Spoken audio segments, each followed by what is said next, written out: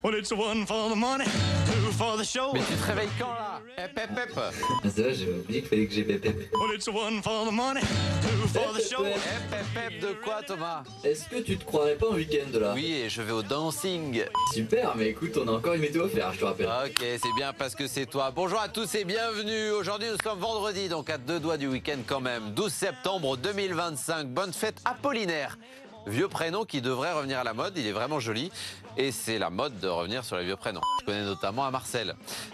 Bonne fête également au Elvis aujourd'hui. Ceci explique cela. 255e jour de l'année, J-35 avant les prochaines vacances scolaires. Deux événements arrivés un 12 septembre à noter aujourd'hui. En 1909, le brevet déposé par Fritz Hoffmann, un Allemand, pour l'invention du caoutchouc synthétique.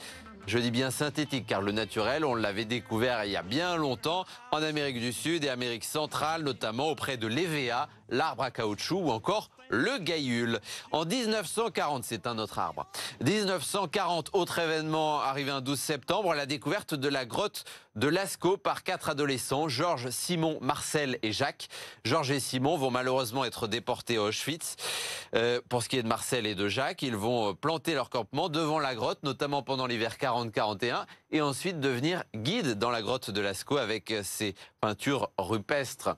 Peinture préhistorique. Voilà pour les deux infos à retenir aujourd'hui. On jette un coup d'œil au temps. Après une matinée déjà bien nuageuse, bien encombrée sur nos deux départements, le Nord et le Pas-de-Calais, avec des averses localement par intermittence et même parfois des coups de tonnerre, on a cette perturbation venant de la Normandie qui termine son parcours sur nos deux départements cet après-midi avec là aussi son lot de coups de tonnerre, un ton orageux pour l'après-midi. Côté température, comptez au mieux cet après-midi 18 à Berck, ça ne grimpe pas bien haut, 17 au Touquet, à Boulogne-sur-Mer, 19 à Calais, 20 à Saint-Omer, 20 également à Lille ou encore 21 au mieux à Douai.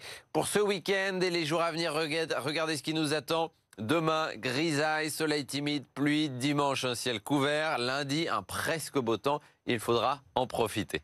Et puis aujourd'hui, vendredi, c'est idée sortie, comme tous les vendredis, une sortie sportive, cette fois-ci avec le trail de la Côte d'Opale. Comprenez, randonnée en courant. 18e édition, 7000 participants venus de 40 pays. Les détails avec Franck. Bonjour Franck. Bonjour Colas, bienvenue au Trail Côte d'Opale en Pas-de-Calais. Toutes les arrivées, le village trail, c'est à Wimereux, la ville qui accueille le trail Côte d'Opale.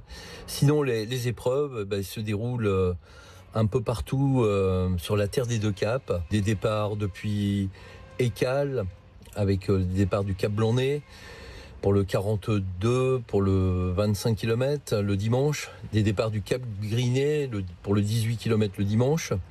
Des départs de Haut-Dingan pour le 14 et le 21 km le samedi. Et puis également un départ de Wimereux. Voilà un peu tout le programme, de ce magnifique programme. Et puis donc merci à la ville de Wimereux qui nous accueille. Et puis merci donc aussi à toutes les villes qui nous autorisent le passage. Merci beaucoup. Pensez à nous ce week-end d'envoyer photos, vidéos, messages pendant vos plus belles balades. Clic, clic. Et on partage ça à l'antenne lundi, c'est promis. Vous envoyez tout ça via WhatsApp au 0613 024 693 ou par mail à cola@bfmlocal.fr. Excellent week-end à tous.